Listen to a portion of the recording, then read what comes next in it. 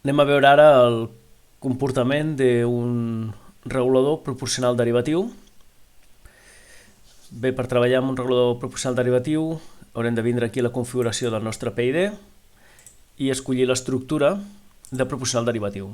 Ara tenim posat un proporcional integral, per tant canviem i posem proporcional derivatiu. El guany el mantindrem a 1 i el temps derivatiu el que farem serà col·locar-lo en un temps més curt, per exemple 3 segons, i aquest time delay el posarem molt breu perquè aquest temps és per controlar fluctuacions que puguin aparèixer. En el nostre cas, com que estem fent una simulació, no ens interessa doncs, aquesta característica del regulador derivatiu. Bé, després també hem d'observar la variable manipulada que pugui treballar en tot el rang, des del negatiu fins al positiu. Per tant, aquí li posarem -100 i el mantindrem d'aquesta manera. Bé, un cop tenim la configuració ja realitzada, anem aquí a l'eina de commissioning i anem a visualitzar les senyals. Posem Start i podem veure aquí la senyal de consigna que farà l'actuació de senyal d'error, la senyal del valor real i la senyal de sortida del nostre controlador.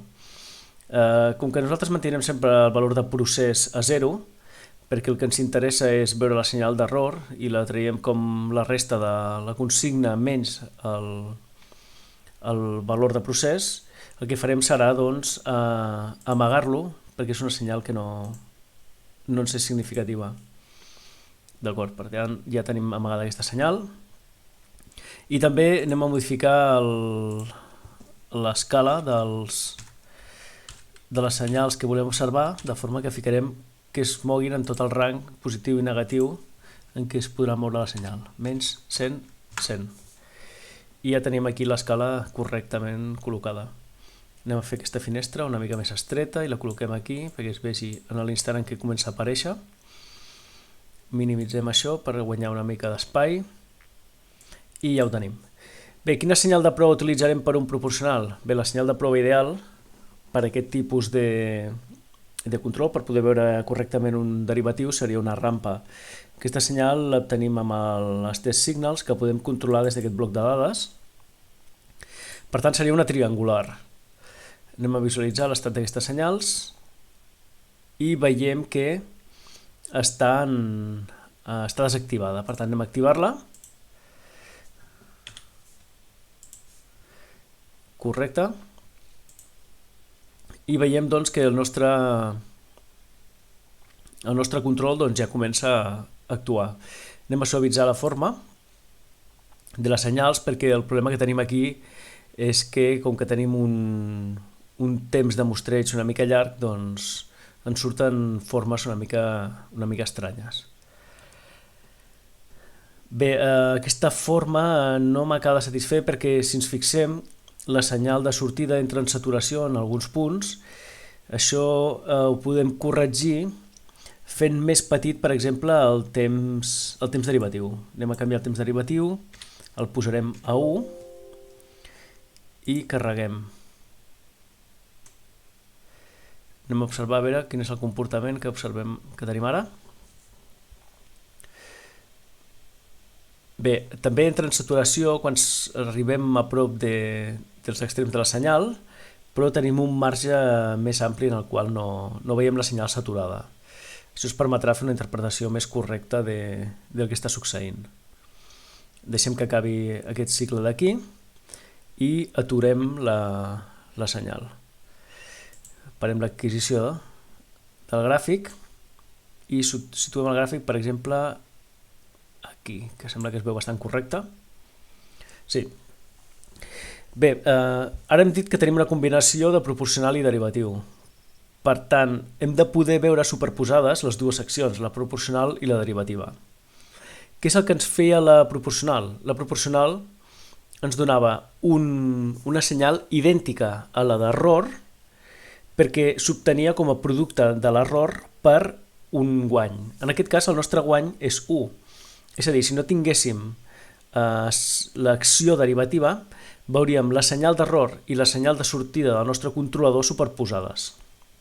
d'acord? Per tant, estarien superposades sobre aquesta traça del senyal d'error, no? Que seria la traça de color negre. Però veiem que està desplaçat. En aquest cas està desplaçat cap amunt, aquesta rampa, i en aquest cas d'aquí està desplaçat cap avall. Per què aquest desplaçament és cap amunt i aquest és cap avall? Bé, doncs, això serà degut a que com que com que l'acció derivativa és proporcional a la pendent de la senyal d'error, com que aquí la pendent és positiva, el que estem sumant al guany proporcional és positiu i per tant el desplaçament és cap amunt. Mentre que en aquest tram d'aquí, com que el que estem sumant al guany proporcional és negatiu perquè la sortida és proporcional a la pendent i aquesta és negativa, doncs llavors tenim que el desplaçament és negatiu, és a dir, és cap avall. D'acord?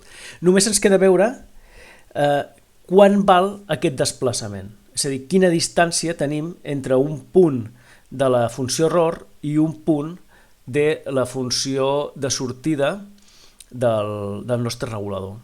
Bé, això ho podem veure fent ús dels cursors, de forma que, per exemple, si agafem un instant de temps, que podria ser, per exemple, aquest d'aquí, anem a veure quin és l'increment que hi ha entre aquests dos punts. I així sabrem quin és aquest desplaçament. Veiem que el desplaçament que tenim aquí és de 28, pràcticament 30. Bé, per poder veure que aquest valor és correcte, el que hauríem de fer és saber quina és la pendent que té la nostra senyal d'error. Bé, anem a calcular doncs la pendent de la nostra senyal d'error. Col·loquem això en el màxim, aquest en el mínim, i òbviament el que veiem és que l'increment és de 200, perquè entre aquest punt d'aquí i aquest punt d'aquí hi haurien, doncs, de menys 100 a 0 hi hauria 100, més de 0 a 100, que serien 100 més. Per tant, 100 més 100 serien 200. Aquesta pendent ha crescut, o sigui, aquesta senyal ha crescut en 200 unitats en aquest interval de temps. Anem a veure quin és l'interval de temps que ha passat entre aquests dos punts. Aquí tindríem 1 i aquí tindríem 1. Hem de tenir en compte que aquí tenim errors degut al mostreig, però bueno, ens ajudarà prou a entendre com es comporten els senyals. Bé, l'increment de temps aquí veiem que és aproximadament entre 6 i 7, d'acord?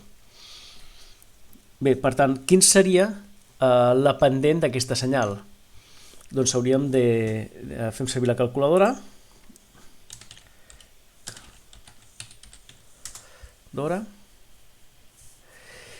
I el que hem de fer és agafar aquest increment i dividir-lo per aquest d'aquí. 200 dividit 6,5. I tenim que això és aproximadament 30.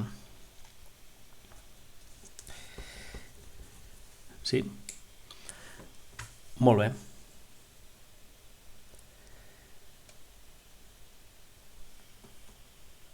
Llavors, el que hem d'observar és que com que